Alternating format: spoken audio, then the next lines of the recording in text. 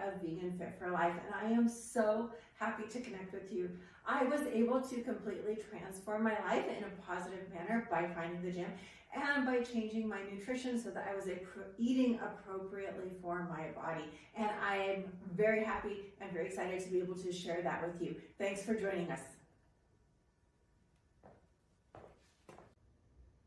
Okay, so today we're going to work on an inner thigh stretch. This is a really deep inner thigh stretch.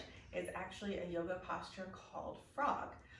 So we're going to work on stretching out the inner thigh. You're going to start kind of in tabletop, and then you allow the knees to slide out to the side. So we only want to go as far as where we just feel a good stretch. So we don't want to overstretch. If you're not feeling a whole lot, you need to make sure that you have the knee in line with the hip joints. Everything should make a straight line. The longer that we're here, the deeper you're able to go in the stretch. So once you feel a good stretch, go ahead and lower down onto the forearms.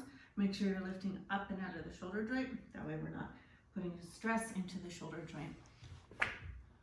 And then you are going to hang out here and let that inner thigh stretch. As far as coming back out of the stretch, if you're not down very far, you can do a suicide push-up, bring your legs back together. If you're down pretty far, you can pull yourself forwards a little more and then bring those knees back up and work yourself back up to seated.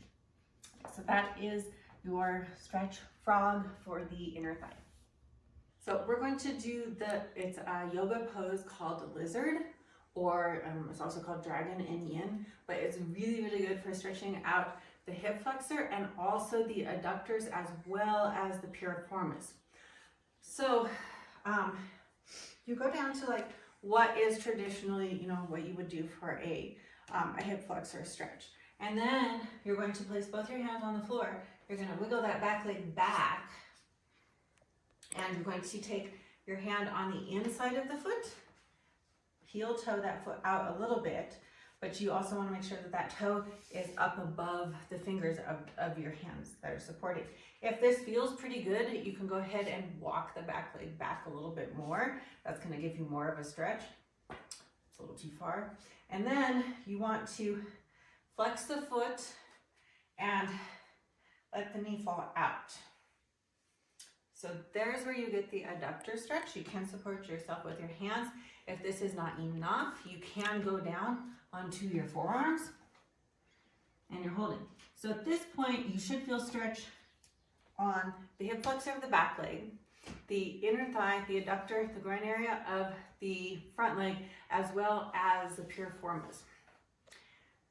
And that is lizard. So we're going to do a little bit of a seated twist. So again, sitting up nice and straight and tall, make sure that the spine is stacked. So we don't want to be slumped. We don't want to be leaning forwards. We want to try to sit up as straight as possible. And then we're going to place the right hand on the left knee. You can have this other hand beside you for some support. And we're going to rotate to the left. So really make sure that you're pushing this right hand into that left knee and getting a really good stretch in the spine.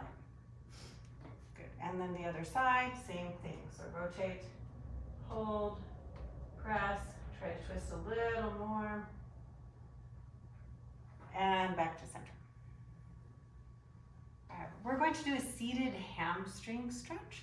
So we want to go ahead and have some support here. We're going to stretch out one leg, and we're going to make sure that we're sitting up nice and straight and tall, and then we're going to hinge forwards at the hips. Now, once we're here, we can also think about rotating the toe to the left and to the right to kind of work on a little bit of hip rotation. We do want to make sure that we are holding the stretch long enough that we do feel some sort of a release or a lengthening on the hamstring.